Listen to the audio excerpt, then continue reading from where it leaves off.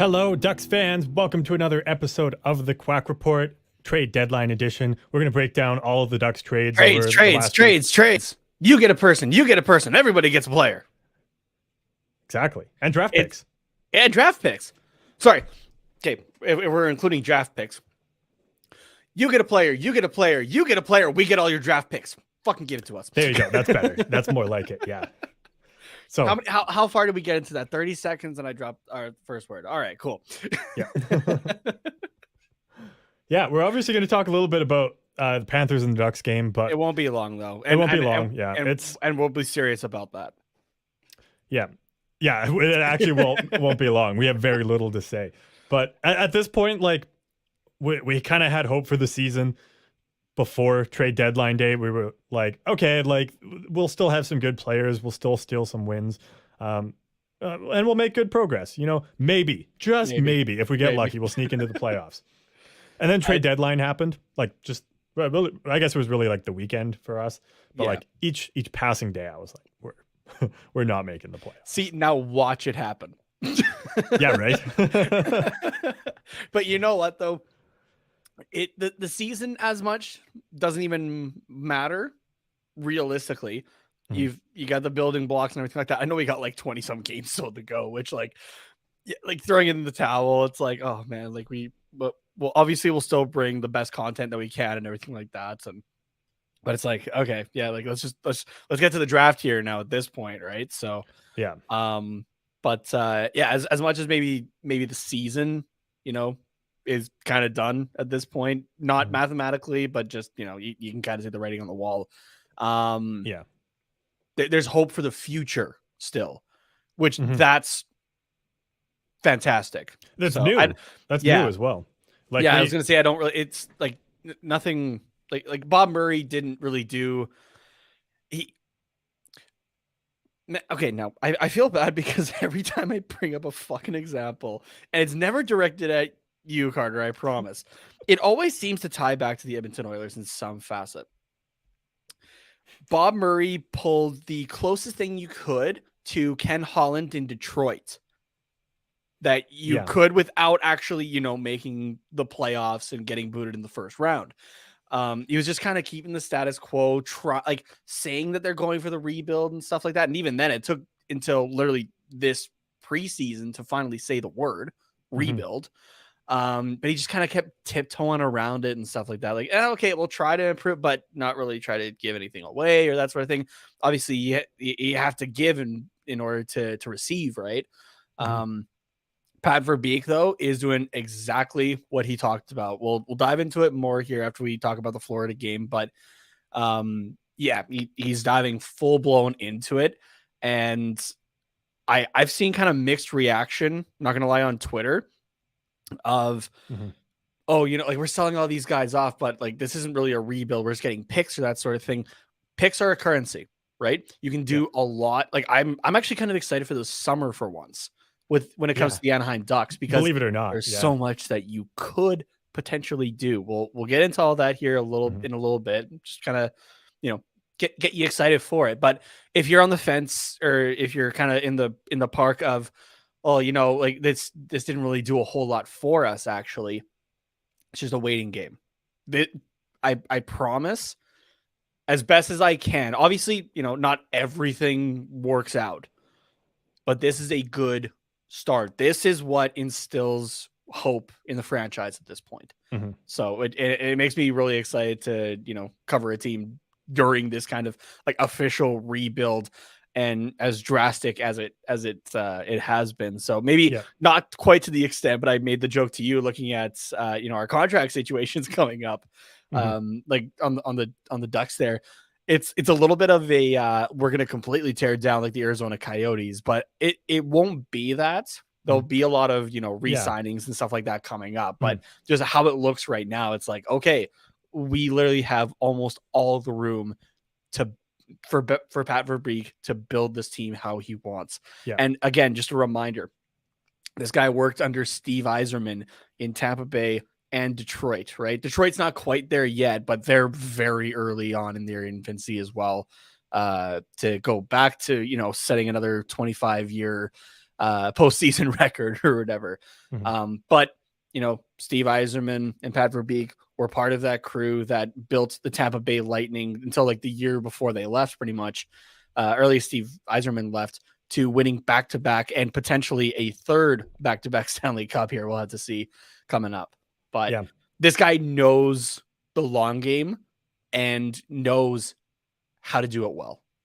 Yeah. So. When you compared us to the Arizona Coyotes, like, I know what you mean, but I think the better comparable for like maybe the more casual fan is like the Ottawa Senators, because when you hear Arizona Coyotes, you like cringe a little bit, but we're like a team.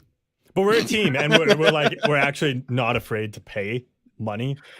Like, we're being smart about it. We're not just like throwing around 8x10s or anything like that. Like, but like we're still going to be competitive over the next few years. But like, you can see what's going to happen. You can see how good the Senators are going to be in a few years. It's just like you have to give the guys the time to develop and like the team to find its identity, and then you just like add in a couple pieces here and there, and that's it. That's going to be the Ducks soon, because like you can see Troy Terry, Trevor Zegras, Drysdale. Gibson, you're starting to see that identity already starting to form. I think fast, skilled, and just overall exciting, because I went on that rant last episode, a good rant for once though, of how Trevor Zegras makes Anaheim Ducks games must-watch TV. But yeah, it's not just him though. He's a major part of it. Don't get me wrong. Yeah, it's all those. But all of these younger guys now that are contributing to this are going to make the Ducks must-watch TV.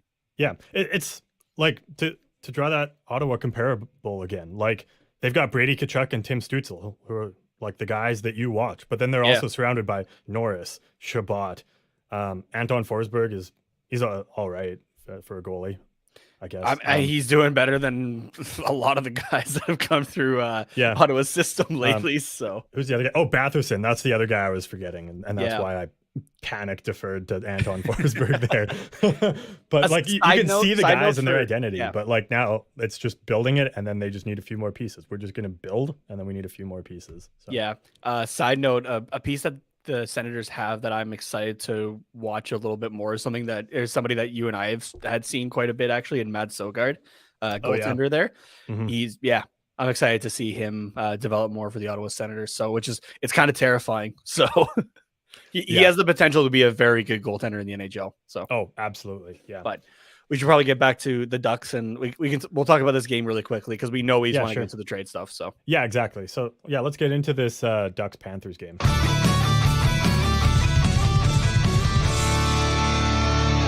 Now I'm just gonna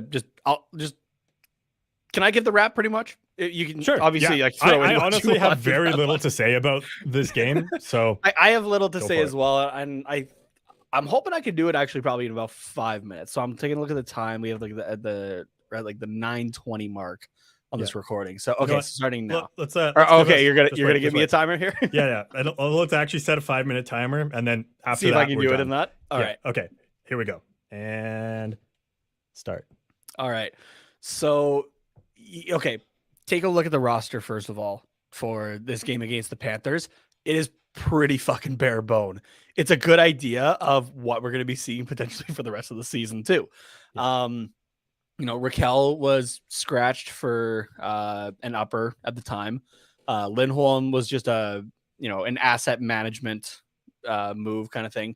You still had Getzlaf, Silfverberg, and Jones all on the IR, right? Like, this was a pretty stripped team. You'd already lost Manson as well at that point to for a trade, right? So you're missing pieces there and whatnot. So just you got to keep that in mind a little bit. Mind you, it still wasn't a very good performance by the guys that were still around. Mind you, they're not those big players by any means, but it's still, it wasn't great. It could have been a hell of a lot more. And I love my shot charts, so I'm gonna pull that up here.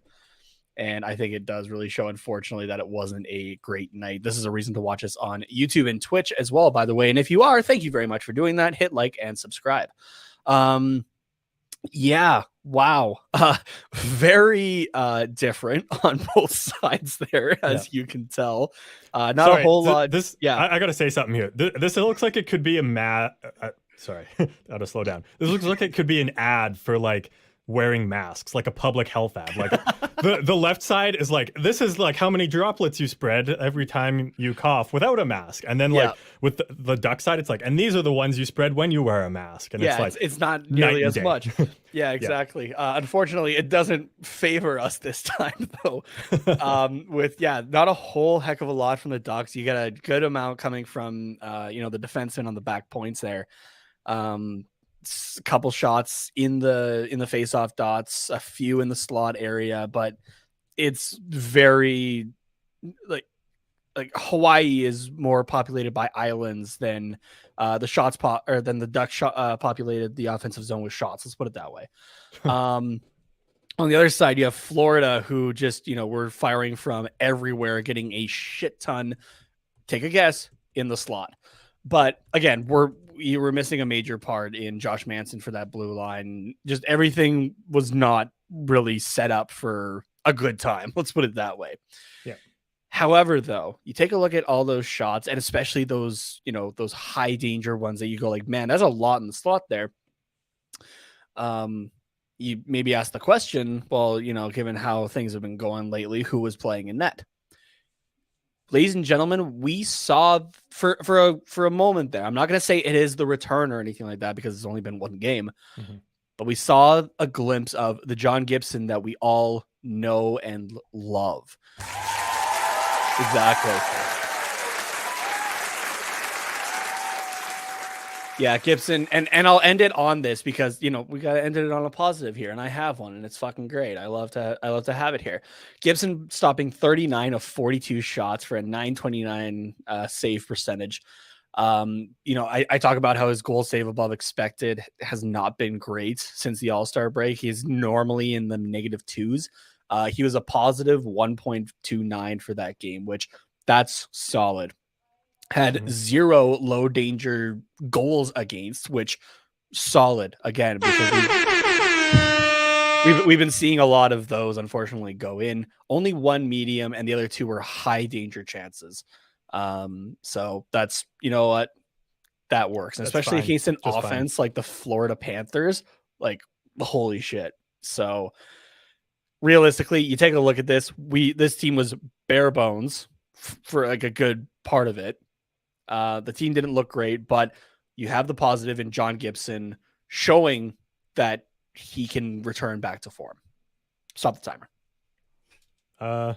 You still have 38 seconds if you have. I still have 38 any seconds. last minute things you want to say. Okay, it's not necessarily about the game or anything like that, but I'm going to keep on the John Gibson train for a little bit here. The new orange mask that he has with the orange jerseys, that unfortunately that's the last time we'll wear them this season. Fucking prime look. Give me that all day. That's good. That is why that uniform needs to be the home jersey for the Anaheim Ducks. Cool. You got 20 seconds left. We're just gonna bank that for next time. Going. Yeah, that's all good. Look at that. I told you I had what I wanted to say and I got it. So yeah, that was perfect. You have anything to add? I guess I have nothing to add. At least related to this game. I do have something that I want to add just to educate our listeners, though. Yeah, please. So you had said, yeah, no, I gotcha. You had said that Hawaii has more islands than the Ducks had. It's populated with more islands. Yeah. Yeah. There.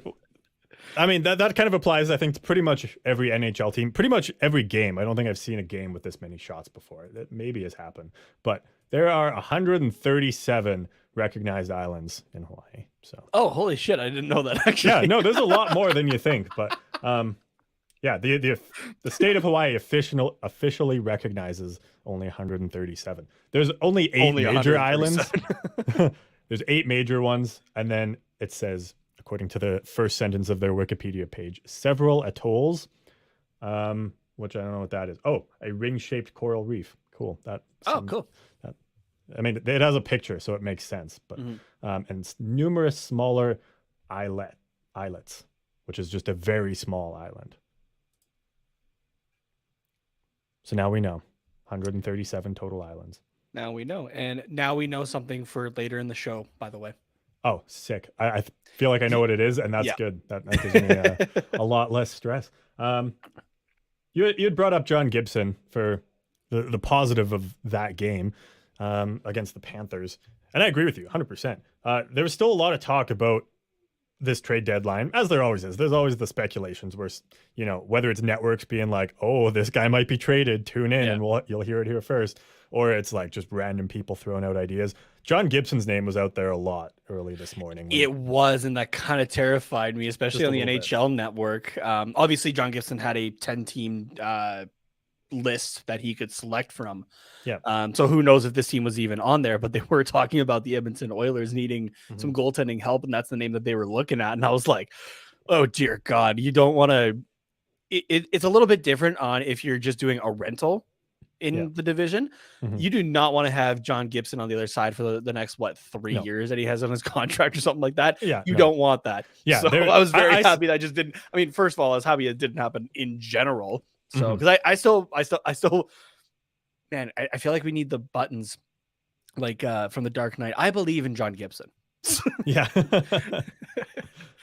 But okay, maybe that's something we need to add to the merch store when it gets launched here, which should be soon, people. We're just finalizing the last couple of things, and merch will be available. Yeah. No, that's a good idea, actually. I believe in John Gibson. Yeah. Well, I don't know. I'll have to see if there's buttons available. We could at least do stickers. Which is just fine. I'm not a big button guy, but a big sticker guy. So yeah.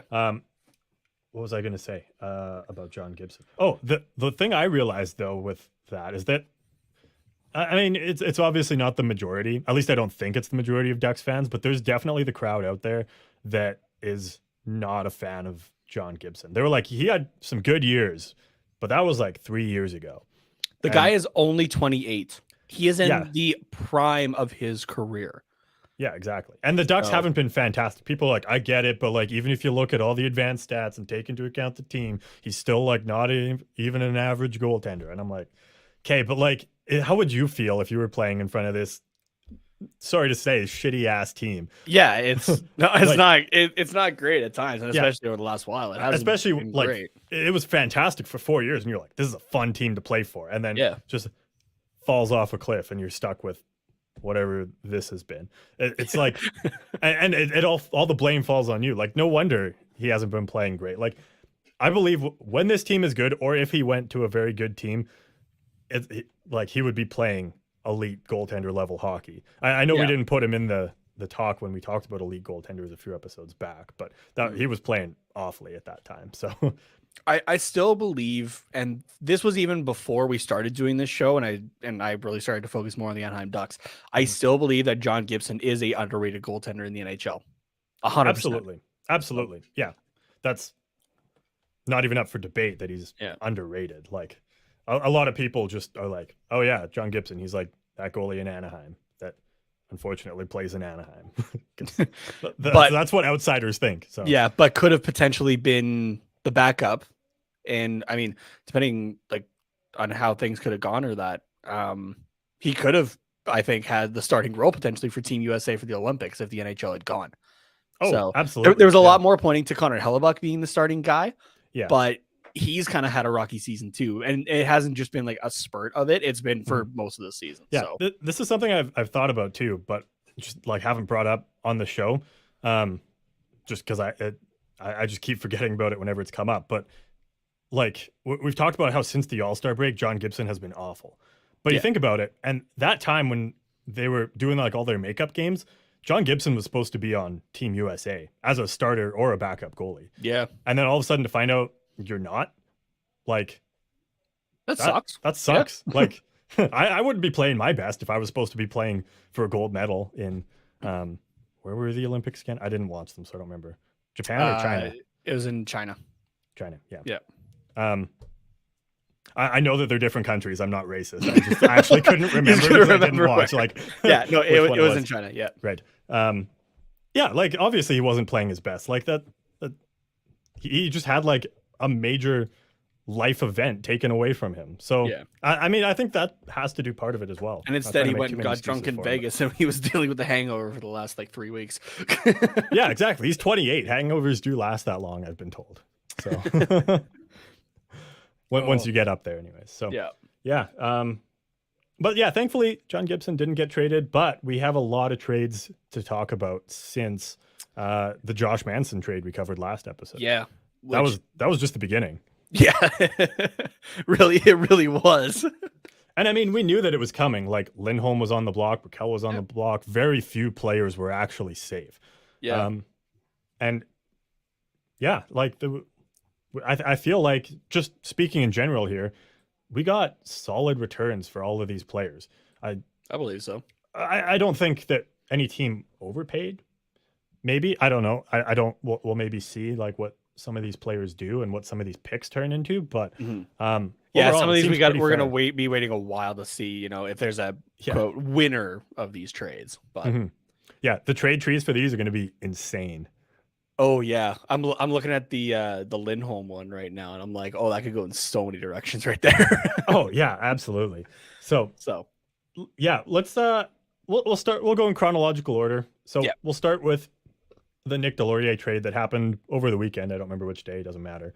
It was the 19th, which was what, today's Monday, so Friday. Friday. Okay.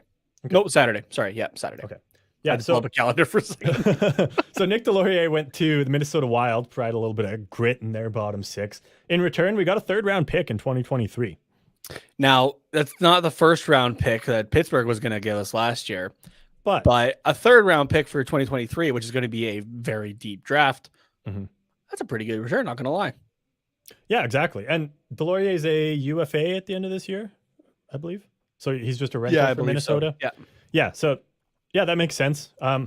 Honestly, wouldn't be surprised if we brought Delaurie back, because I think he fits in really well with the team. Kind of a Derek Grant situation. Yeah, we're going to send you off, but we'll bring you back. Don't worry. Yeah, exactly. Obviously, Delaurie can go wherever he wants. He can stay in Minnesota. Yeah. Like whatever. But I think the Ducks, Verbeek, I should say, he's going to pick up the phone and call Delaurie, or his agent, I guess. Yeah, he brings that toughness to this team, right? If you know, the enforcer's not really a thing in the NHL anymore, but he's the closest thing to it. He's a guy that you put out on the ice. There was something I saw the other day, like after he had gotten traded. It was like something along the lines of like, imagine being Kirill Kaprizov. You can go around, put up a guarantee 40, along with, you know, you can hack guys and do whatever the fuck else, and no one's gonna touch you because Nick Delaurie is salivating on the bench ready to fucking murder you if you do anything. Yeah, like every time I see Nick Delaurie, I'm like, this guy needs to be tested for rabies, because he's just like he's just ready to go. He's like ready to fuck someone up.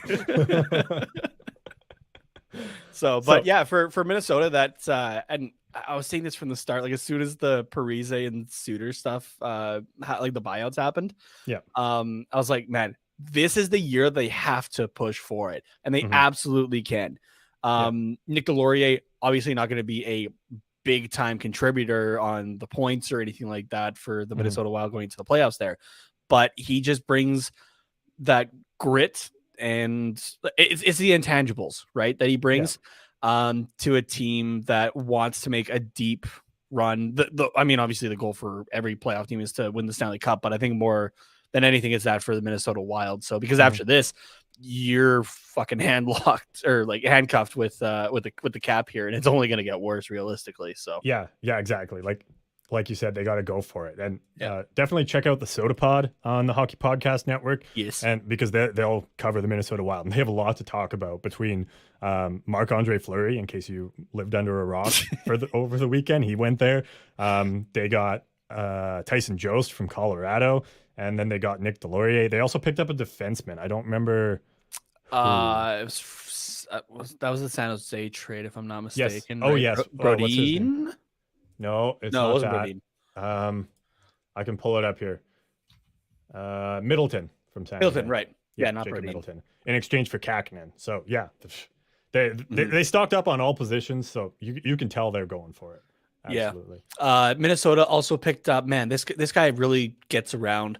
Minnesota Wild also acquire future considerations from the Seattle Kraken for Victor Rask. Oh man. The Nashville Predators today put out a thing because they also had a deal that had future considerations for it. Yeah. They put out a tweet saying, like, thank you, future considerations, for everything you did for the franchise. I love that it's just become this meme now of like, oh, like poor future considerations just like can't find a fucking spot in the NHL to stick. Yeah. Oh. Okay. Let's move on to the Hampus Lindholm trade. This was a big one. Yeah. Big one. Yeah. We sent him to Boston, along with Cody Curran, a minor league player, just to balance things out, I guess. We also retained 50% of Lindholm's salary. So that explains the big haul, big name defenseman, retained half the salary. And they actually signed him to an extension that we'll get to after as well. And then also Cody Curran. But in return, we got John Moore, a minor league player, prospect.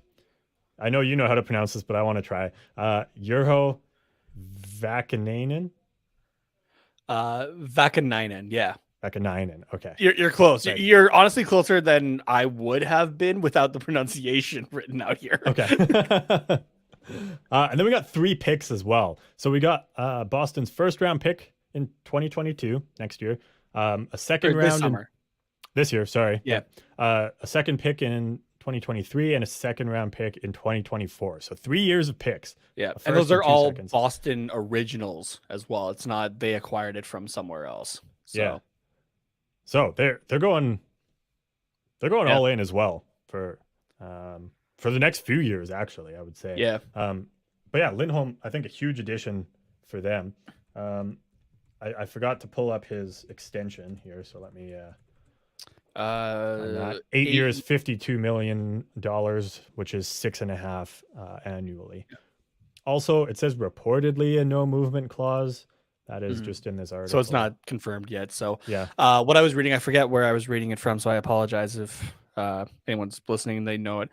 The Ducks did offer more money, is what it sounded like. It was the term though that was the deal breaker. So which it sounded like we kind of knew that going into it already, I think. But yeah, it sucks. But obviously we got a hopefully good return here.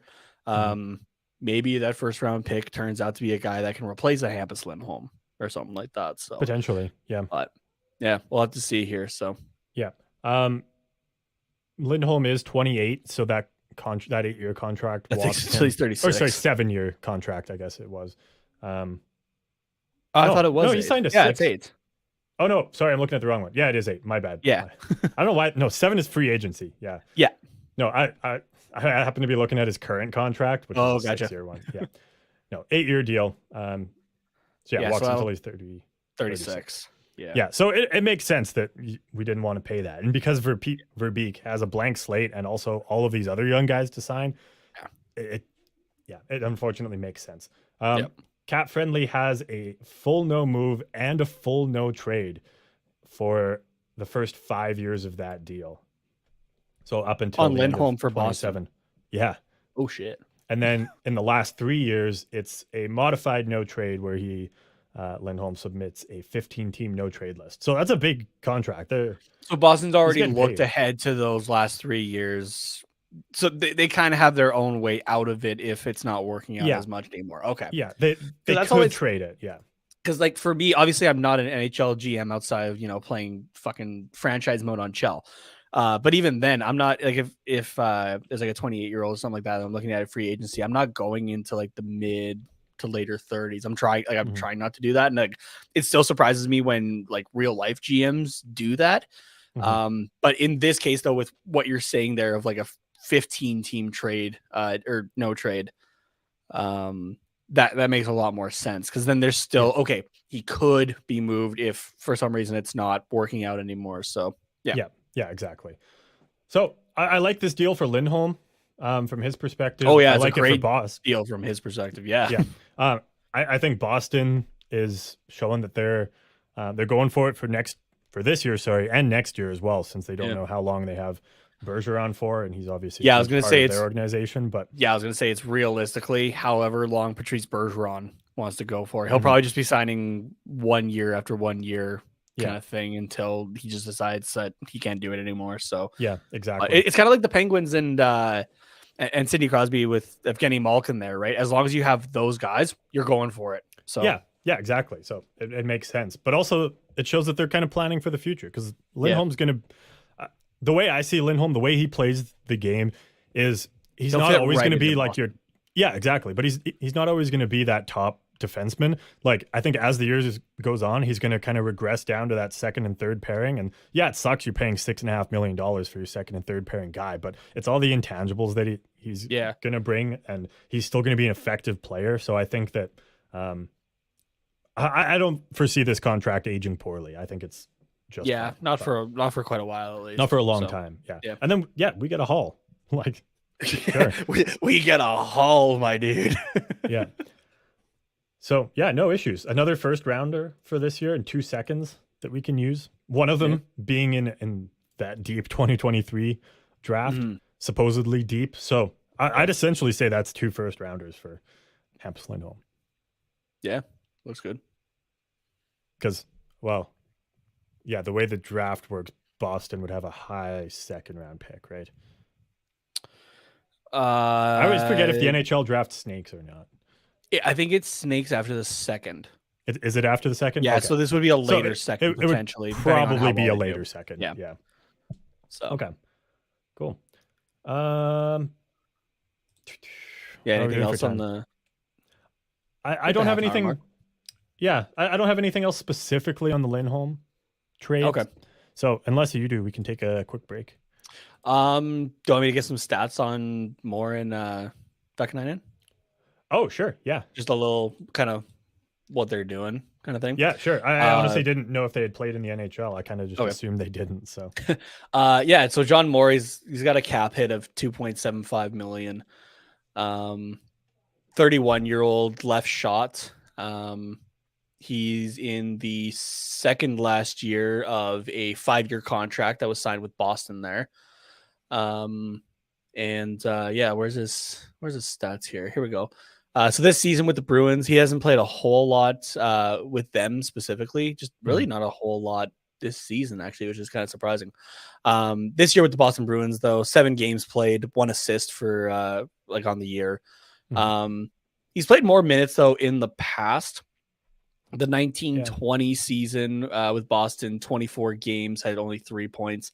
But the season before that, though, in 18-19, played 61 games, had 13 points there. This guy's kind of bounced around the league for a little bit. Has been playing in the NHL since I'd say solidly at least since 2011 with Columbus there. But yeah, just like his gameplay here is just kind of varied wildly. So he'll definitely be a guy that's between the NHL and the AHL, I would imagine. We'll probably see him up for the rest of the season. Oh yeah, for the rest of this season though, we'll definitely need him there. So if he's your left shot guy, like he fills in perfectly for Lindholm. So yeah, a career high 22 points that was in the 16-17 season with the New Jersey Devils. So okay, but yeah, and then going to Becca Nainan. Younger guy there, which is exactly what Pat Verbeek is wanting. 23-year-old out of Finland there. He's currently in the last season as well of his contract, which was a 4-year deal. He's making just under $900,000. So it's a really cheap deal and that sort of thing. Has played very sparingly as well in the NHL, totaling only 31 games since the 2018-2019 season, but this year was the most that he had played. 15 games, has 4 points in that time. So nice. Yeah. I mean, it's players. So it's players. yeah, that's really it. Cool. We'll talk more about the picks. I think obviously in the future because they haven't happened yet, but I think just in terms of like short-term movement of assets, there might be something in the works here that that could be intriguing, but we'll get to it at the end. We'll do all the speculation stuff once we know how we're doing for time. So we got a couple more trades to talk about as well, and break down, but we'll do that on the other side of this break. So we'll hear from our friends over at DraftKings. And now that you know everybody's roster going into the rest of the season and playoffs, now might be a fantastic time to, place some bets on Stanley Cup winners and things like that. So who knows? You might win big, might not, but you might win big. And you can do so with promo code THPN at DraftKings. And there's more that Nate will tell you about, and we'll see you on the other side of the break. The NHL season has been packed with dirty dangles, hat tricks, and big wins. As the action rolls on, DraftKings Sportsbook, an official sports betting partner of the NHL, has your shot to win big too. New customers can bet just $1 on any team and get $150 in free bets if they win. That's right, a bump in the win column for your team means free bets for you. If Sportsbook isn't available in your state yet, you still have a shot to light the lamp. Everyone can play for huge cash prizes with DraftKings Daily Fantasy Hockey Contests. DraftKings is giving all new customers a free shot at millions of dollars in total prizes with their first deposit. So what are you waiting for? Download the DraftKings Sportsbook app now, use the promo code THPN, bet just $1 on any NHL team, and get $150 in free bets if that team wins. Again, that's promo code THPN, as in the Hockey Podcast Network, at DraftKings Sportsbook, an official sports betting partner of the NHL. Must be 21 years of age or older. Restrictions apply. See content description or DraftKings.com/sportsbook for details.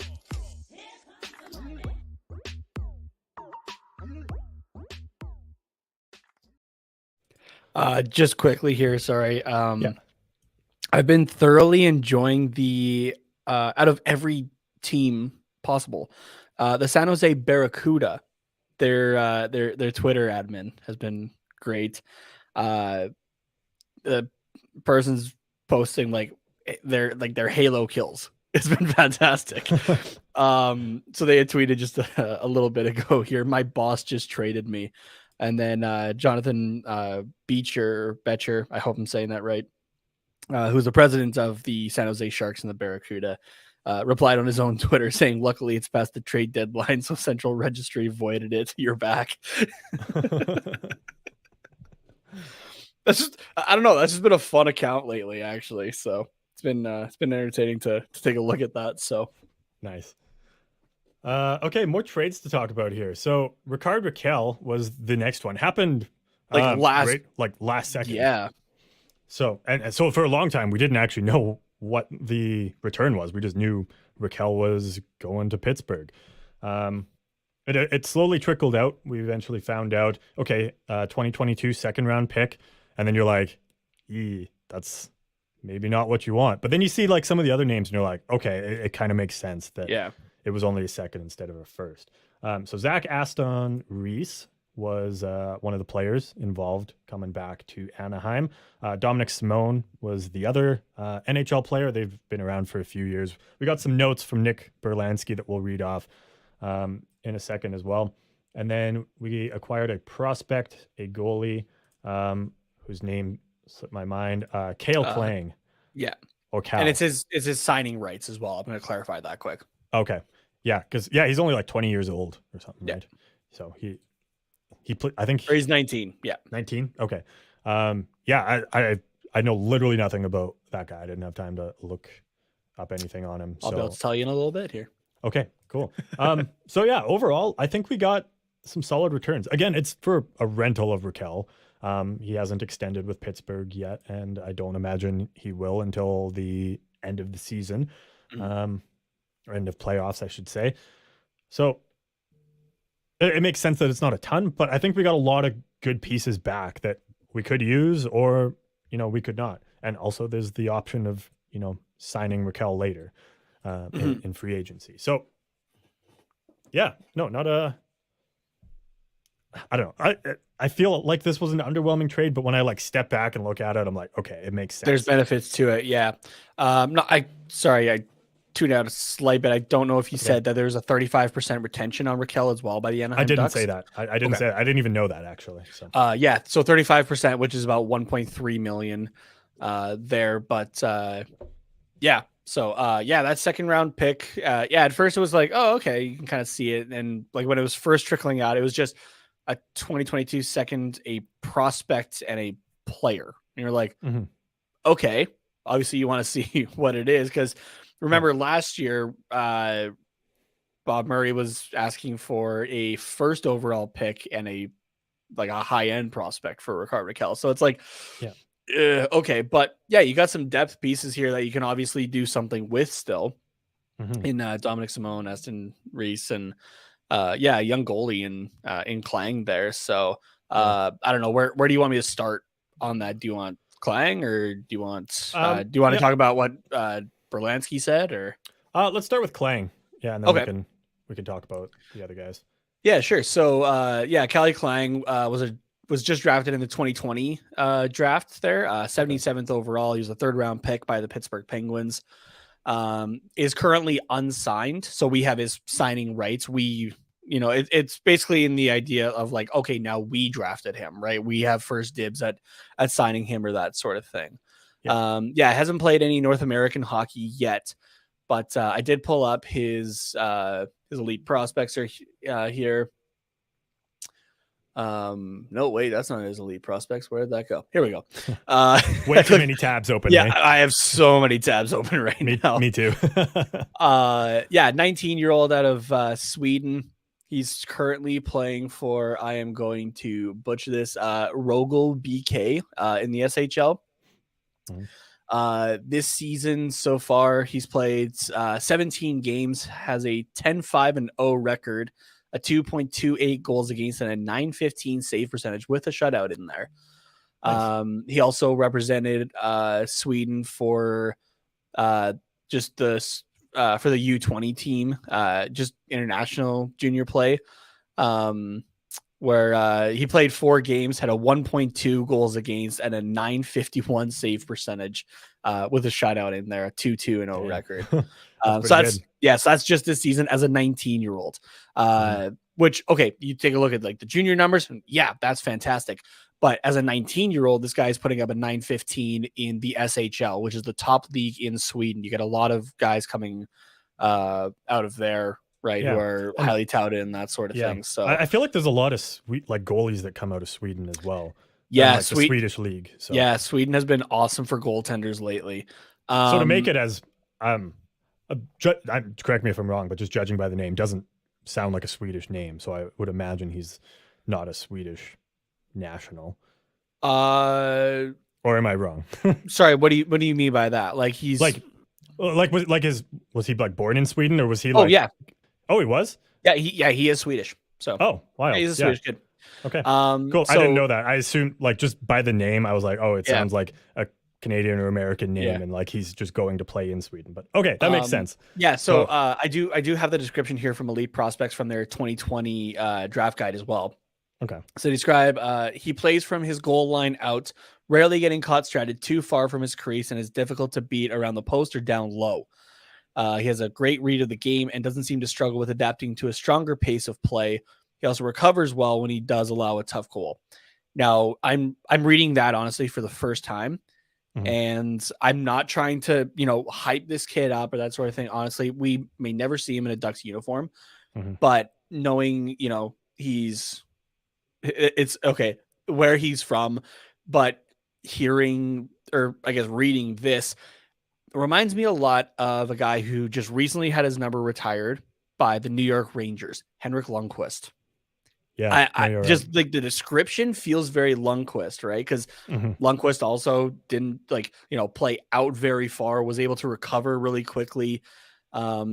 Didn't get beat low or at the posts very often or that sort of thing, right? So obviously promising or that sort of thing. We'll have to see if we if the Ducks do sign him or that. But I mean, a goalie in the third round and early in the third round as well at number 77 there. That's a good start, at least even on this trade before you get into Aston Reeves and Simone, who can be roster players right now. So and have been for other teams in their careers already. So yeah, and the thing with goalies is like you might as well just like put them all up on a wall and like throw a dart to pick. Like aside from guys like Fleury and Price, who are like, you know, very, very high picks, they're so hard to predict. So like this guy could be the next best goalie in the league, or he could just be, you know, like fringe starter, AHL goalie, maybe backup. Like you have no idea. But, you know, having a bunch of options at goalie is important, I think. So, and especially because like this guy will probably be coming into the NHL like as Gibson's career is like wrapping up. So like, and hopefully Dostal's in there as well. So hopefully there's a little bit of like, okay, let's call this guy up. He's got a little bit of a relatable guy in Dostal.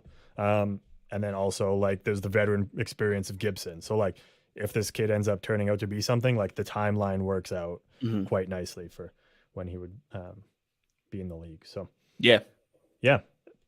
But like you said, not trying to hype him up too much, but it's just a good option to have, really. So, okay. You had some stuff on Simone and Aston Reeves from our buddy Berlansky over at Tip of the Iceberg. Yeah, we have to clarify Nick Berlansky because there's 2 Nicks on that podcast. So from Nick on Aston Reeves here, says fantastic penalty killer, which is good. Great analytical numbers at 5-on-5, which is also good. Aston Reeves is a forward, by the way, left wing, I believe. Pretty sure it's left wing. But terrible finish. So great playmaker, but just can't finish. Which kind of sounds like a lot of our problems, which isn't fantastic. Yeah, but you know what, though? I'm taking a look at his cap friendly right now. He's on the only year of a 1-year deal, 1.725 million against the cap there. This season, he played 52 games with the Pittsburgh Penguins, who have just I'm still confused by the idea of the Pittsburgh Penguins and why they won't just fucking die. He's played 52 games with them, put up 2 goals and 11 points during that time. So yeah, I've heard of Aston Reeves before, like as a depth guy, and I don't follow Pittsburgh a ton, so like that's got to be a decent sign that like he's had some flashes of being really good. So he's had a career high of 17 points in 43 games during the 18-19 season with the Penguins. So that's not bad as like a depth guy, like just under half a point per game. So and pretty solid. And he's been throughout his time there, barring, you know, the first year of him playing in 17-18 there, he's been good for, I mean, he's at 11 points now. His career high is 17, but over the last 3 years, 17, 13, 15. So consistent. He's good for, he's good for like mid tens. Maybe we can get him to 20 points of that. Probably not, but we'll have to see. So, and you know what, like I shouldn't say that like our problem is finishing offensively, like, because it is, but like we have the guys that can. We have finish. Some guys that can do it now. Yeah. So if this guy just ends up being like the guy that ends up with, you know, like 1 goal and like 30 assists on a season, like that's fine. Solid. Even 20, like whatever. Like we can put. That's a very good year. Exactly. We can put this guy with somebody who is willing and able to shoot the puck, because you need those guys that just like get into the dirty areas and win those puck battles, because that's another thing we've been harping on for the last month plus is we're not winning those puck battles. So Aston Reeves is also a 27-year-old, can play either wing, it looks like here. So okay. And then Simone, it sounds very like they play very similar games. Nick here says has some of the best hands I've seen for a 4th liner. Basically negative finishing ability, so even worse than Aston Reeves. He'll create chances but will never finish them. Shots leave something to be desired. So lots of negatives, but really same nice thing hands, though. so. Same thing though. He's an expiring contract. He's only at $250,000 against the cap too, so it's really not anything in the grand scheme of things. 27-year-old that can also play either wing. So we can just kind of slot him excuse me, whenever there. During his time in Pittsburgh this year, 55 games played, 3 goals for 9 points. And had a career high of 28 points in the 18-19 season. Man, both these guys in 18-19 with Pittsburgh. 28 points in 71 games. So nice. Aston Reeves currently makes $1.725 million. Dominic Simone, $750,000. Both of those guys expiring contracts this year. They'll be UFAs at the end of this season. So we don't you're like looking what more. we see in You're the next looking 20 more games. Whatever. Yeah, you're looking more at Klang and the pick, really, than anything. So, and this is just to help fill out the roster. So, yeah, for the next exactly. Bit. Yeah, so we have options. We could re-sign Raquel. We could re-sign Aston Reese and Simone, or we could let them both walk, just like Raquel was going to do. Yeah, like if we didn't trade them, like the options are there. Not saying Raquel would have walked, I guess, but like there's the potential for these guys to walk. There's the potential for Raquel to walk. Yeah. So it's like you said, it's the other things that are important on this. So sorry, I'm not laughing at you, and this will be a great segue, I think, into the last trade of the day. Okay. We didn't need to spend really any time on John Moore because he's no longer a member of the Anaheim Ducks, just like that. Sorry, I know this is the perfect segue, but there's one more thing I wanted to say about these guys. Please go for it. Yeah. Nick also mentioned in regards to Aston Reese and Simone. Also, just so that we know for social media, instead of typing out Zach Aston Reese, it's just ZAR. Okay. ZAR because we're Canadian. And I couldn't handle just leaving it at Z, but I tried to be more American. But he says ZAR has a cool dog. So I went and found his dog's Instagram, and it's adorable. Man. Yes. So let me just. This is the reason we trade for people. Their dogs. Look at this guy. He's an Italian greyhound. He's just tiny. Or an Iggy. Look at it. He's in like this little cow suit onesie thing, dishing out cowlicks since January 2020. Love it. I like this one. This was the very first post. But look how small and just like helpless tiny. he is. Look at that. He's trying to hop up on the bed and he can't even make it. For those who are just listening. Yeah. It's cute. I'm going to leave this up here while we talk because eventually he gets up there and it's just so heartwarming and then he doesn't know what to do. But yeah, we got a player with character as well, it seems, in Zach Aston Reese, which is good because that's our team has. Yeah. Oh, he's climbing character, right? Oh, there you go. Yeah, look, he's got it. Like the dog straight up climbed like he was fucking Spider-Man. Yeah. So I just wanted to show that off. The handle is at Carl the Iggy. So Carl and then IGGY. Right. Apparently that's how the short, cool way of saying Italian greyhound. So yeah, just wanted to bring that up. Okay. Reset.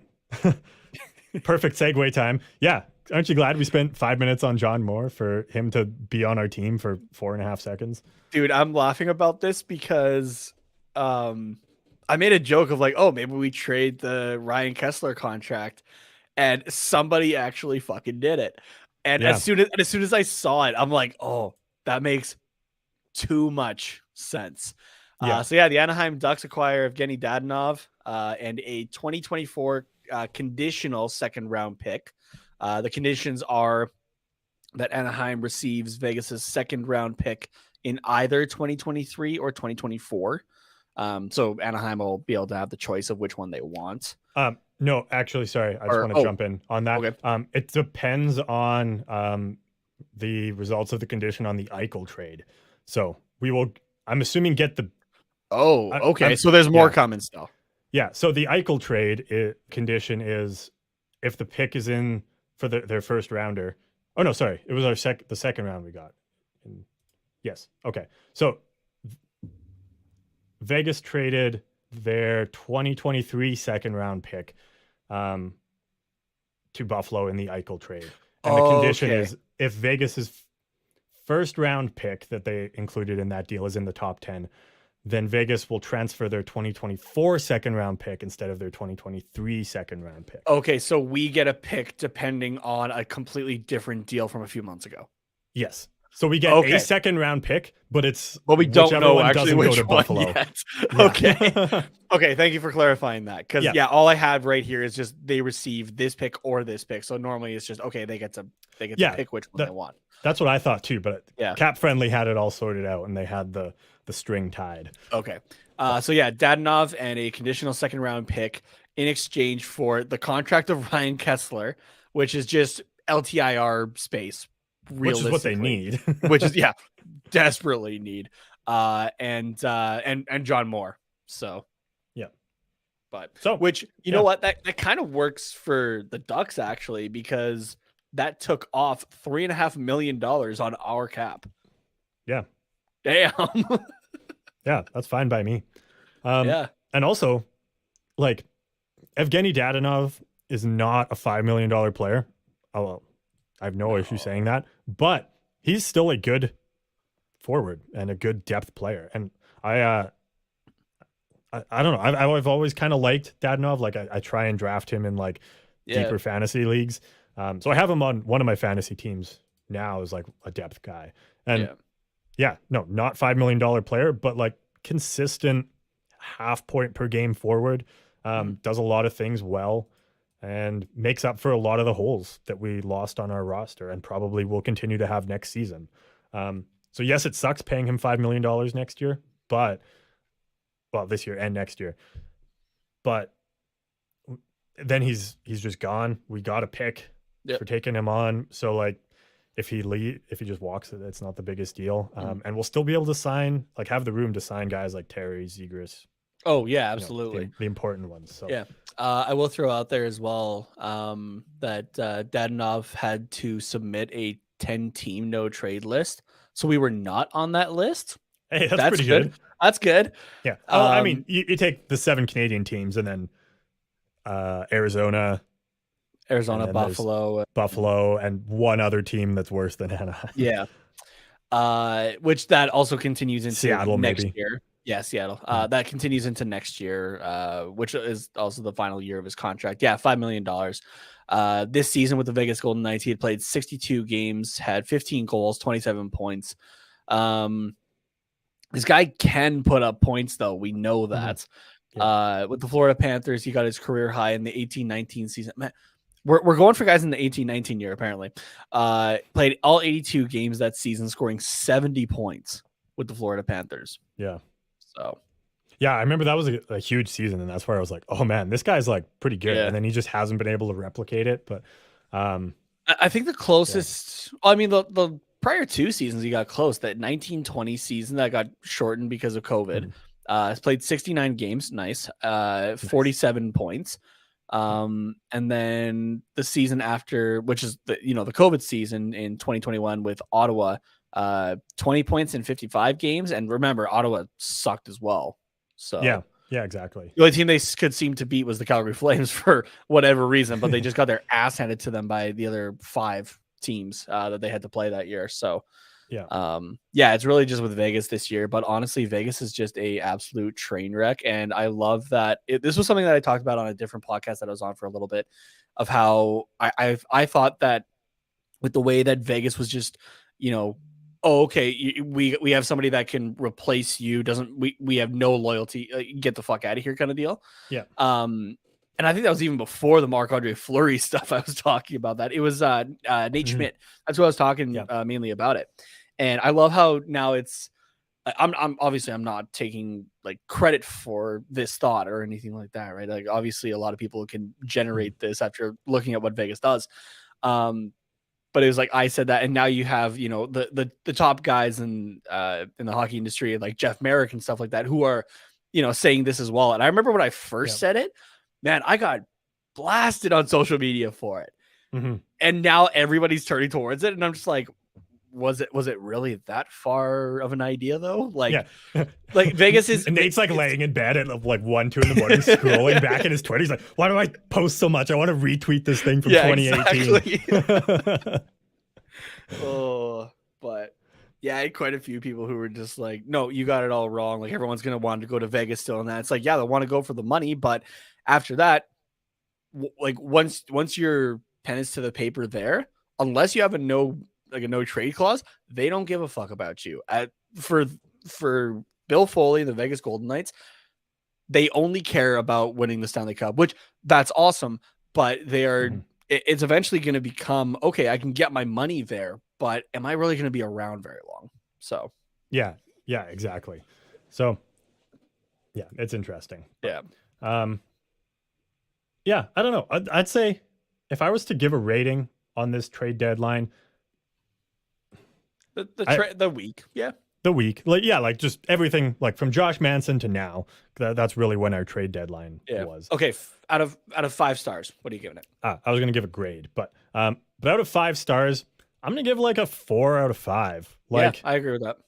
It's above average. It's not fantastic, obviously. Like, they did they being Pat Verbeek did a lot of good things, but I can't give it a 5 out of 5 because that would be like what teams like Minnesota and the Rangers and like those kind of teams did, where it's like, okay, we're going for the cup. This is going to be awesome to watch. Like he made a bunch of good trades, but like, I'm just kind of like, oh man, the season's over. Like that's what this means. Like, see, okay, now I'll give it a 4.5 out of 5.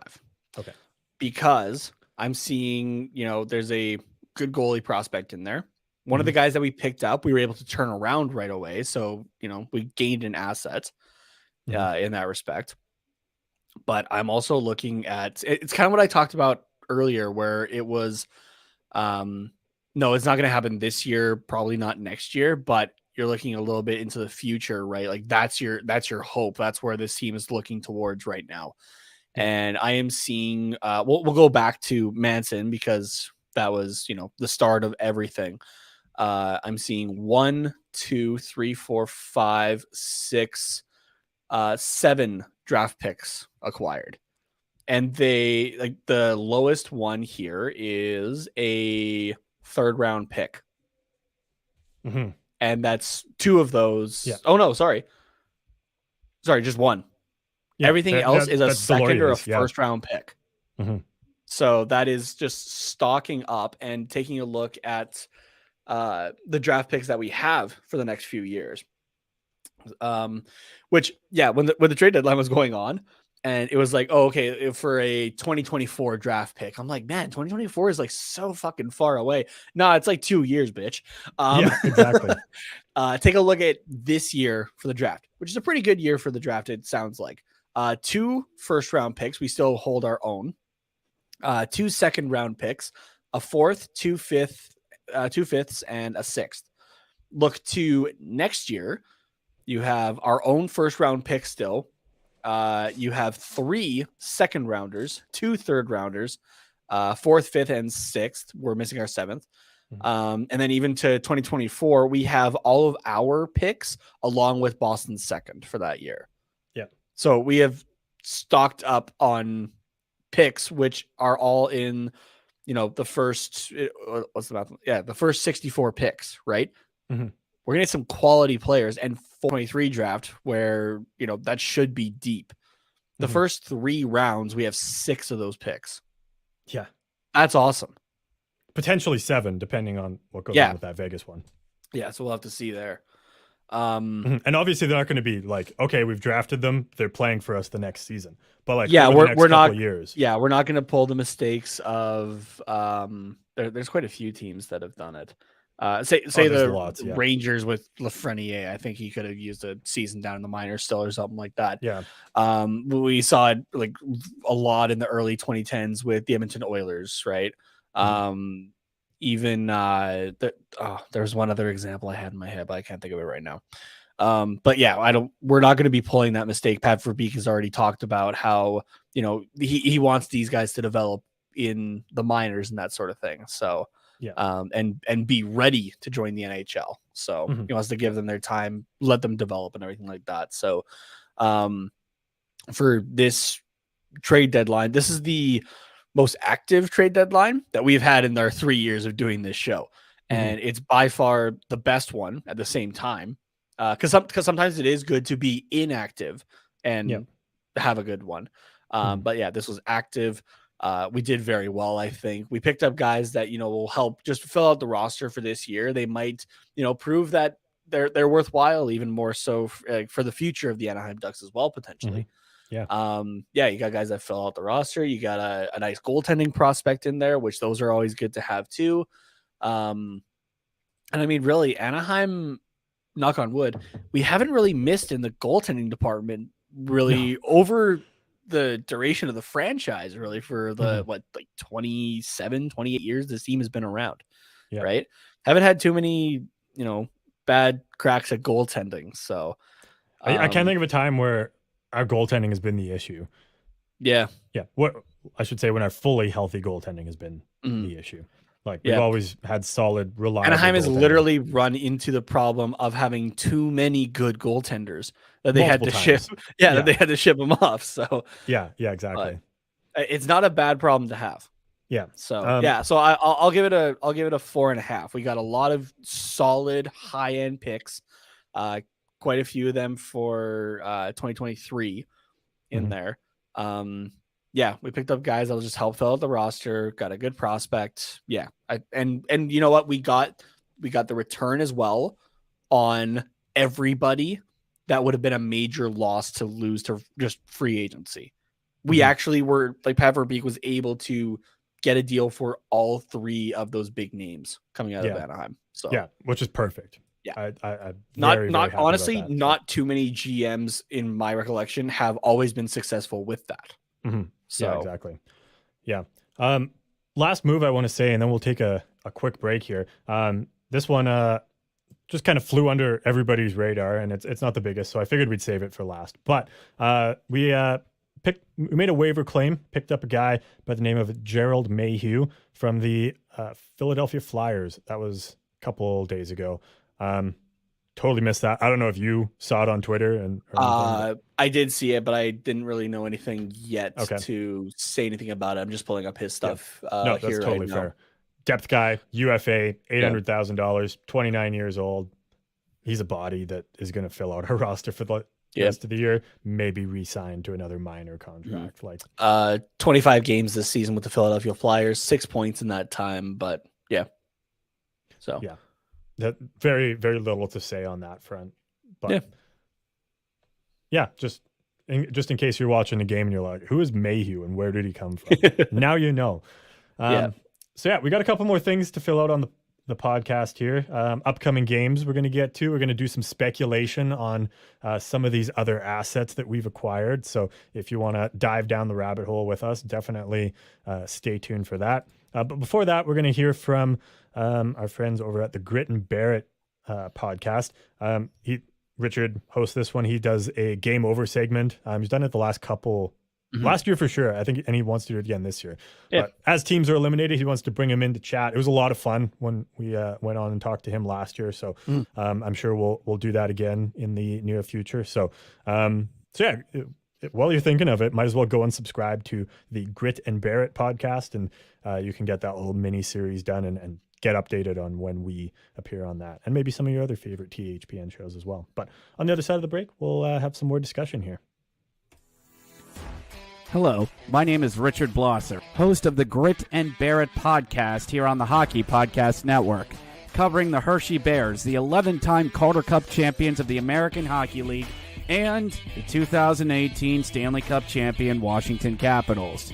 Each Tuesday, I recap Bears games, give you Bears news, notes, and nuggets, and all of the hockey news that matters to me, whether it's the American Hockey League, the NHL, or banter about hockey jerseys. This hack brings you high energy. They score! Connor McMichael has ended the game! Unfiltered. Look, Herco's really going to have to work hard to bring back the fan base from this pandemic, because you can't just rely on vaccinations. You have a fan base that is old, stubborn, and very reluctant to change. Not to mention you got to work on bringing back families, and then whatever fan base you can try and get back from other parts of the state. You just can't rely on people coming out from 81 and 78. You got to work on a fan base that's very, very hesitant to change, and at times unfocused. Look, Ovechkin is basically the guy who comes into the bar, kicks open the door, and says, "Who ordered a White Russian, huh?" Well, we all know Sidney Crosby is the guy who enters in from the side door, red carpet, VIP, Armani suits, and alligator shoes. That's just the type of guys they are. So join me every Tuesday here on the Hockey Podcast Network for the Grit and Barrett podcast. Follow me on Twitter at Grit and Barrett P1. That's Grit, Grit, and BEAR, it P1 on Twitter. Available wherever you get all your podcasts, part of the Hockey Podcast Network.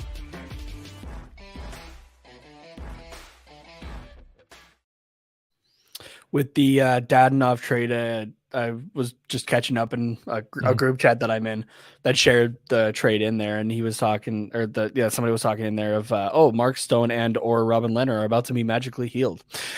Yeah, come like end April, beginning of May, sometime. Yeah. Sorry, I'm just seeing the chat. Delaurie scored. Yeah, so in his debut with the Minnesota Wild, making a big impact. Love it. Not in the way you'd expect. 2 hits. 0 penalty minutes, though, and a goal. Assisted by Tyson Jost, too, so that's wild that they put them on a line. Hey, it's wild. Yeah. Totally unintentional, but I just think that's so funny. Oh, yeah, we brought you in for some grit and to, beat people's faces in, especially the Vegas Golden Knights. Fuck those no, guys. fuck that. I'm going to go score a goal. Yeah, I'm just going to score. That's hilarious. Oh, I'm gonna throw this out here too, just quick, because I'm seeing it here. From _ J Robles 71, Jake saying the wild thing about having this good of a deadline is the fact that this team is also going to lose Dallas Eakins after the season ends.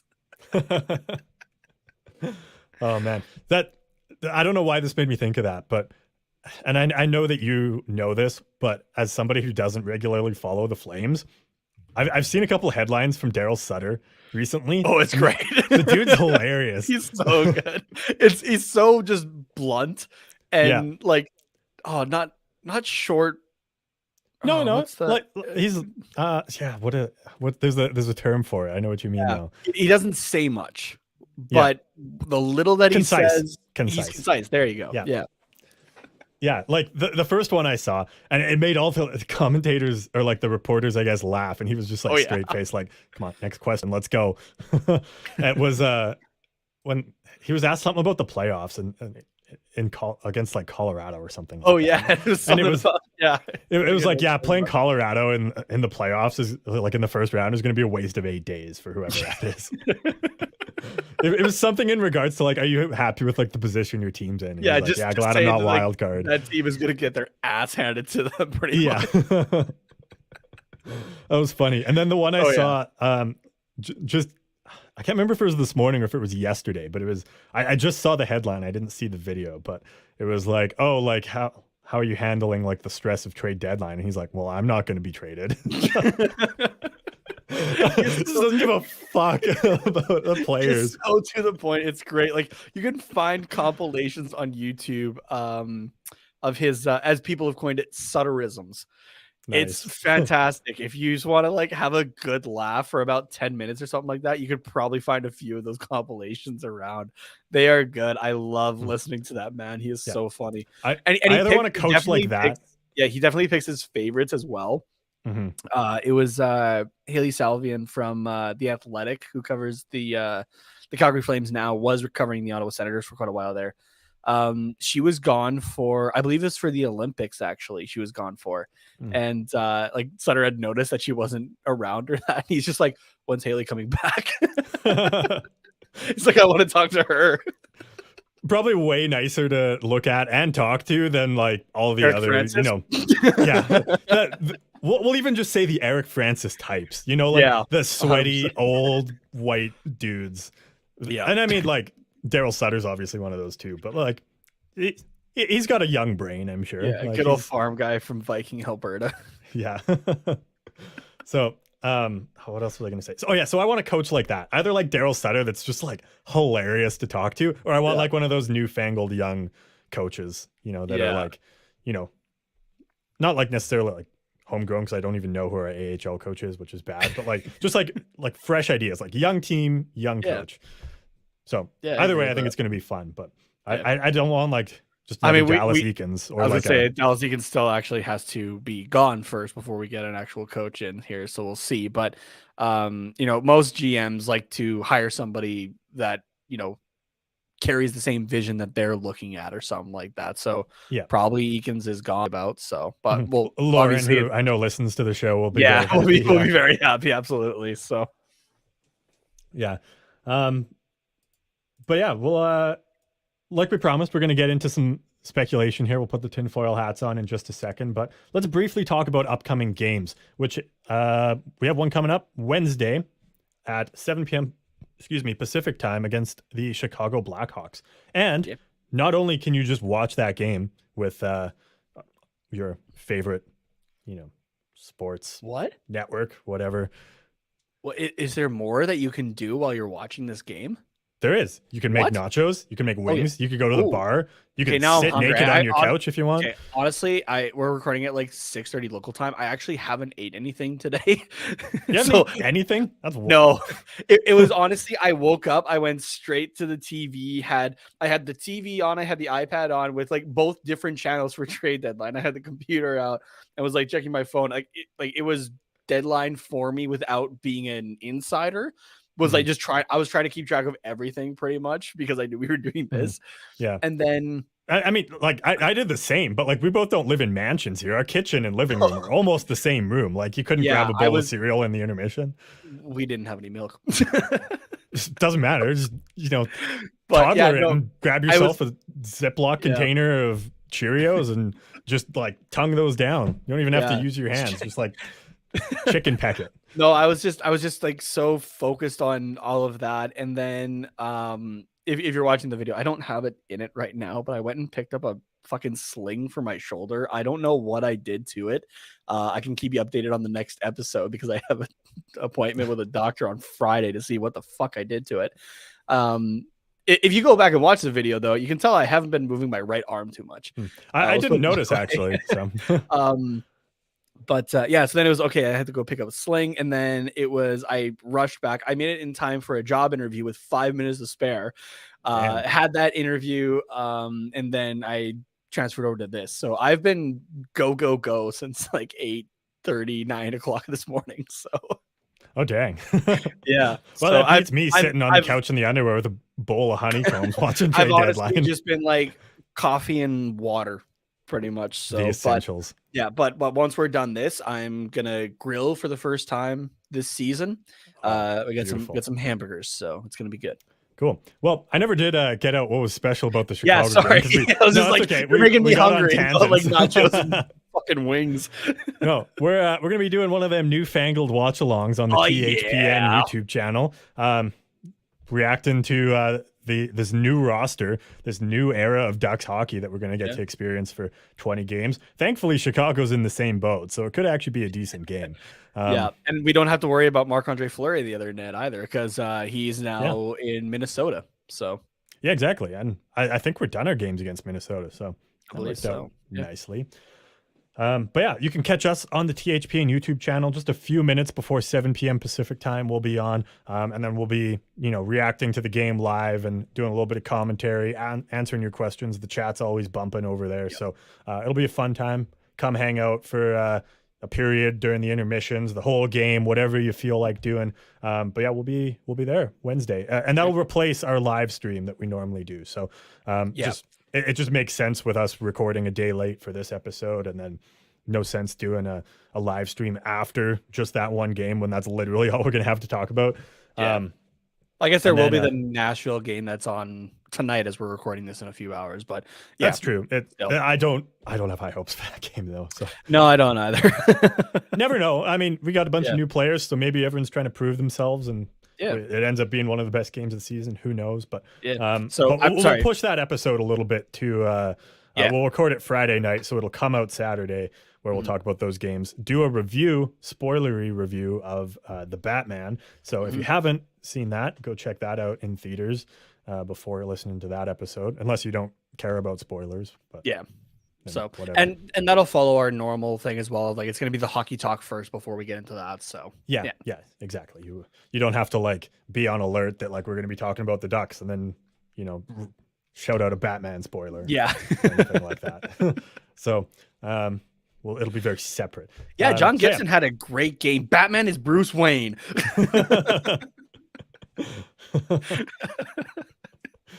You gotta keep me on your fucking toes. Yeah.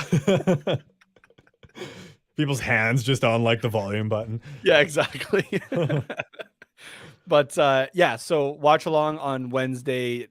New episode will be out on Saturday, and then on Monday we'll be back to our regular schedule again. So yeah, so no issues there. But yeah, join us for the watch along. It was a lot of fun last time. Yeah, it'll be would good. definitely recommend hopping on for a bit. Even just drop a hi in the chat and ask a question if you want. Or, drop a hi, drop a like.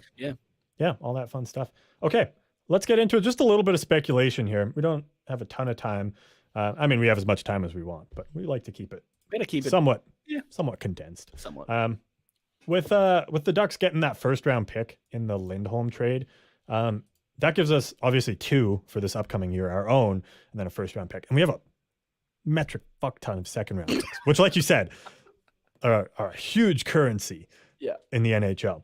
And there's one player that didn't get traded this deadline that I really thought was going to, but I think an injury maybe got in the way of that, and that's Jacob Chychrun. And the Ducks have been in there for a long time. I mean, obviously, I think they would want to trade Chychrun to a contender. Ducks weren't really that, but now in the offseason can kind of go anywhere. And I think Chychrun is going to be could be a solid replacement for Lindholm and or Manson. Lindholm/Manson. Obviously, you can't replace both of those guys, but the Coyotes want a first round pick and they want a prospect. We just acquired some prospects that we're not too emotionally attached to.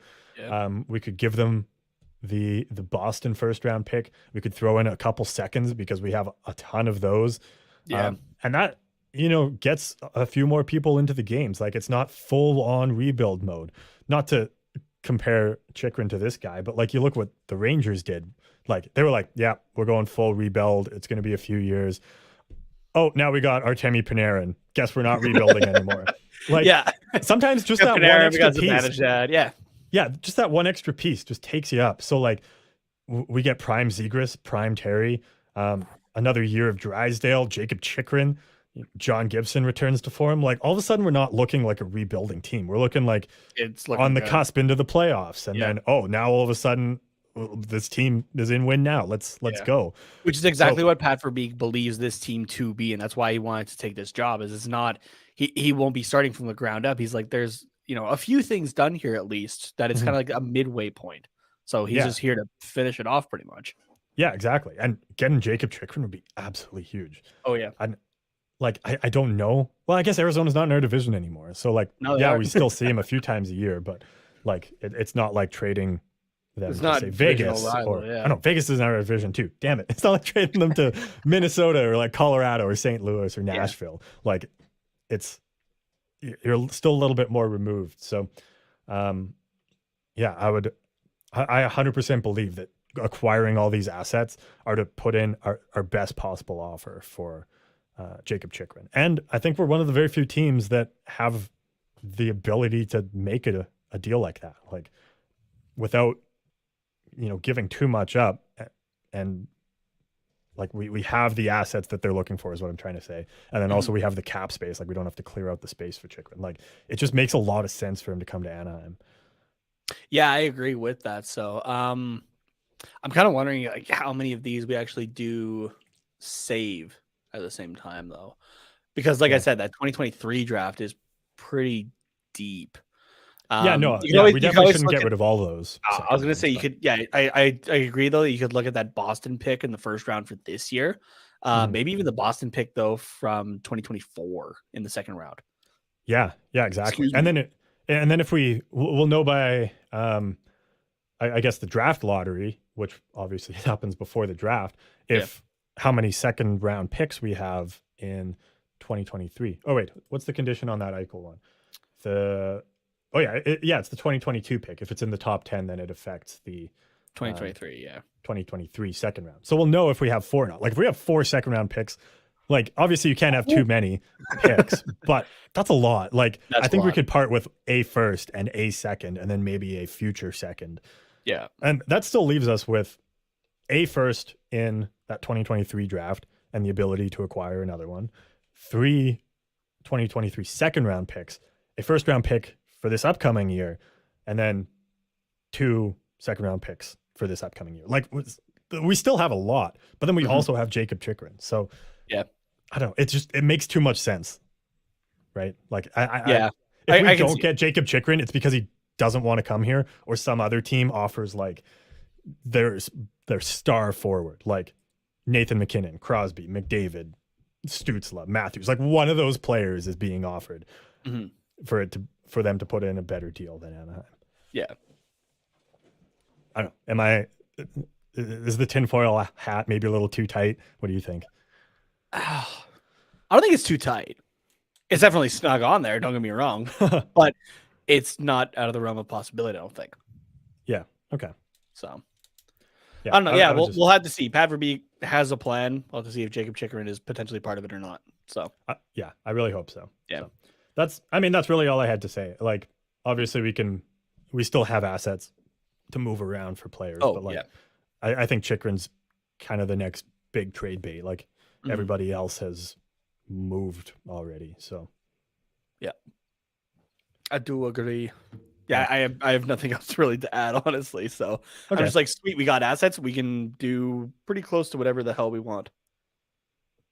Yeah, exactly. And like you said earlier too, like if we just keep these, that's fine. Like we can do that. We're not in win now mode. It's not like we have to move them to get a player. Exactly. Like we can actually use them as picks. But I don't know. We have a pretty deep pipeline, so I don't know if it's 100% necessary, but we'll see. Pat Verbeek gets paid a couple $1 million or so. He gets paid a lot of money to make these decisions. We don't get paid nearly enough. We just speculate. Find what his contract is. Yeah, I don't know. I know you can find coaches, but I don't know about the GMs. I've literally never heard what a GM makes in the NHL. So yeah, I found his playing contracts. I would imagine it's more than that, considering he played a long time ago. Yeah, I'm not sure offhand. I kind of want to figure that out though. Actually, it's just a curious thing to me. So yeah, I'd say probably like $1 million and a half, maybe at most. I don't know. Like coaches make $2 or $3 million generally, depending. Yeah. It obviously depends, right? But like I'd say maybe not the average, but like the middle point is like what's the word? There's 3 different things that we learn about in like grade 4 math. There's mean, mode, median. I think it's the median is the one that's like in the middle, but not the average. I don't know. To me, like the one in the middle is like $1.5 million, $2 million. So yeah. But yeah. So I don't know. I feel like a GM would be more. I feel like a GM would make like $3 or $4 million. Yeah, maybe. Be curious to know that. So. Yeah, not sure, but anyways.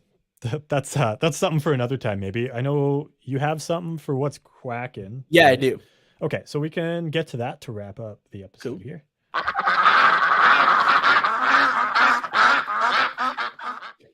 So this question was posed on Twitter, just out in the open, but I thought it was funny and that we could totally talk about it. That's what the segment's for. Yeah. So on Twitter at K_Nick_97, Fire Sale Kyle is his name on there. Asks the question: a bunch of NHL GMs are on hold with the trade registry. What awful music are they being forced to listen to? Wrong answers only. I think it's just like, I don't think it's music. I think it's probably like every NHL team's goal horn. You're like, oh yeah, I love listening to mine, and they're like, I don't like hearing that one so much. But it also follows with the song too. So you get like Chicago with I forget what their goal song is, but you're just like, I'm fucking sick of hearing that. Yeah, like what are some of the more annoying ones Goal horns. Yeah. Boston. Yeah, Boston can be annoying. Edmonton can be annoying. Winnipeg can be annoying. Yeah, I think it depends on like which team you see the most and like have the biggest rivalry. Yeah, that's with. fair. Because There's like also you some obviously that you like just Calgary and I listen obviously to. like Edmonton, but like I hate Calgary and you hate Edmonton, so there's. Oh, I've just bit of heard that. Edmonton so much over the last few years with like adding the World Juniors into it at the same time. Oh yeah. That, like when you're hearing that goal horn on every single goal, whether it's a home or away team, you're just like, I'm fucking done with that. Yeah, that's fair. There was one team, Washington. That one annoys me. There is so much going on in that one. Yeah, So, no, it's busy. It's a busy goal horn. Yeah. I don't know. so What do you think? You think I think it's goal horns. Okay. Yeah. I feel like it's gonna be like I don't even remember her name, but like you remember the Cash Me Outside girl that was on Dr. Phil that was just like a fucking meme for a while. Yeah, so she had a very small, short music career. I've maybe listened to 15 seconds of a song, and that's all I needed to listen to know that I don't want to listen to this shit. Thank you very much.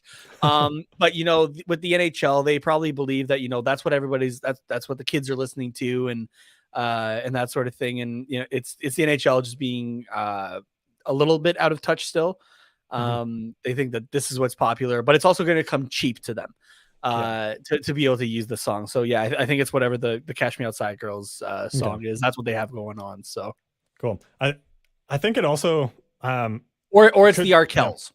If it's specifically if it's a Canadian GM who's trying to wait for the trade registry, it's the Arkells, because Canadian hockey and the Arkells are just synonymous at this point. Okay. So yeah, I hope you're not shitting on the Arkells. No, I'm not. It's just like, you're just saying. I love the That's Arkells, good. but the Arkells are fucking everywhere on Sportsnet at this point. So it's a lot. Yeah, to be fair. It's like I enjoy it, but you're taking the joy away from it by shoving it in my face so much. So yeah, I think they probably have a very specific one for the Florida Panthers GM, whose name I forget, but it's probably like Kodak Black. And I don't even know like what he sounds like or anything like that, to be honest. I have no idea. Yeah. The only thing I know about him is that it looked like this is where you had the Letterkenny jokes. Allegedly.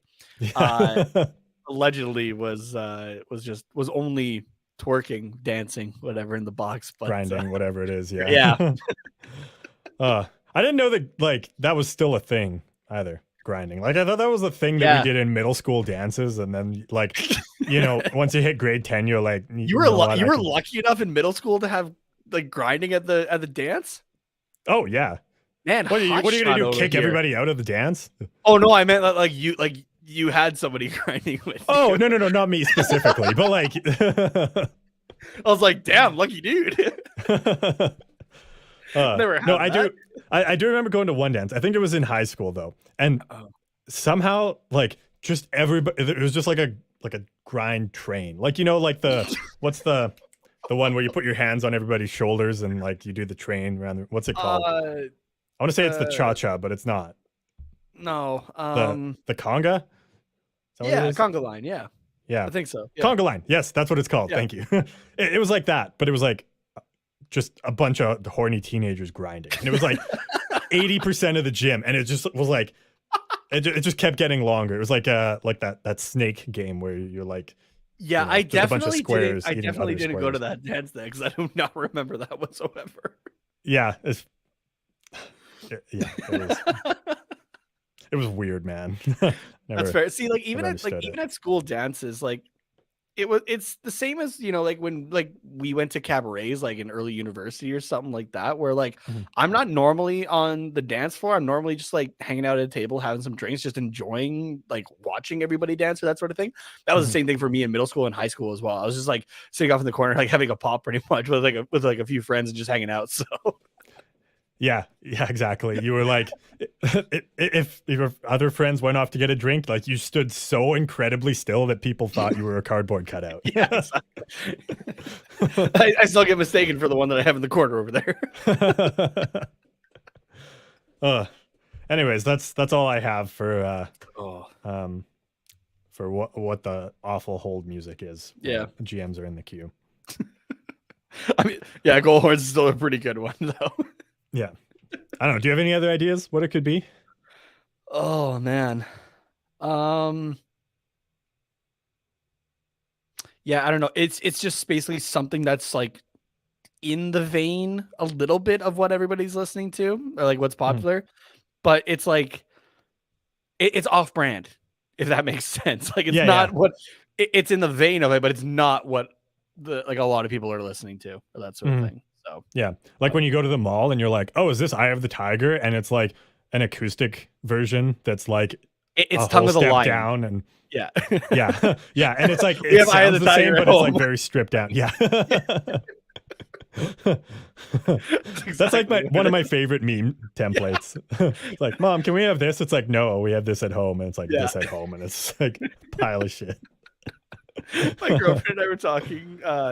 This is like a little bit ago, I think. But yeah, that same kind of idea of like, okay, who's gonna be the parent to like actually be the one? And she's like, right away, she's just like, well, it's not gonna be you because you're gonna want to do it also, like whatever it is. Yeah, like yeah, pretty much. It's like yeah, as soon as a kid asks, like, Dad, can we go to McDonald's? It's like, yeah, and you want an extra burger or something like that. Like, here, we're getting everybody Happy Meals tonight. Yeah, we're all getting the toy. Oh man. Well, that has been our trade deadline episode. You can tell we've packed it in for the season because there was very little. Well, no, I shouldn't say very little. After the trades, there was very little Ducks talk. Yeah, but I mean the trades were the majority of it. So yeah, exactly. We're obviously still going to talk Ducks hockey. We'll still break down all the games, but you probably won't hear too much Nate rage anymore because we've accepted our fate. We know where we are. Exactly. It'll honestly just be if something is like really fucking bad. Yeah, but honestly, at least for me at this point, like the Ducks can only impress me. Like the bar is set so low now that you know what? It's not as low as last year.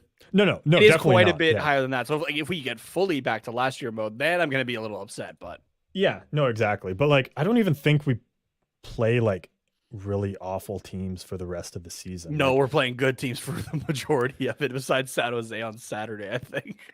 Yeah, and Chicago Wednesday. Yeah. Oh, we do have a game against Arizona. You can't even say anything bad about Chicago because the last time we played them was an 8-3 loss. That's true. So we play San Jose twice, and we play Arizona once, and we play Philly once. So that's 4 games where it should at least be a solid effort, and like we should look like we have a chance of winning. Like I want the money puck meter a little bit more tilted to our side. Yeah. All the other games, I have no hope at this point. So like, but then again, we know this team will play up to those teams. So even with a depleted roster, who knows? Again, we still got shut out, but we only kept Florida to 3 goals. Not bad.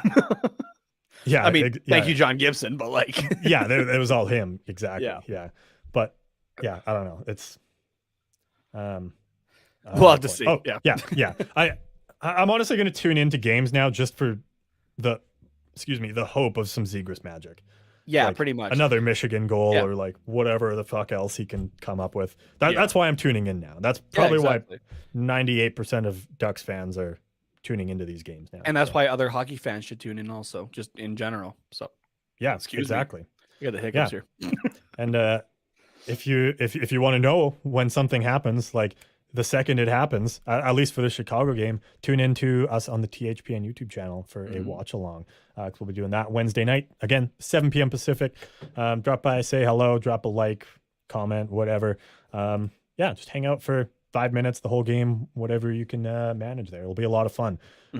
So yeah. All right, Nate, where can they send their least favorite goal horn to? You can send that to me on Twitter at Tatenomas, TATENHOMAS. Yeah, as well, if you have any reactions to trade deadline day /week, you can send them at Quack Report Pod, Twitter, Instagram, find us on YouTube as well, all that fun stuff. And you can follow myself on Twitter at Carter_Potts, POTTS_97. Thank you guys very much for tuning into this episode. Again, see you Wednesday for no live stream, but a watch along, and then again on Saturday.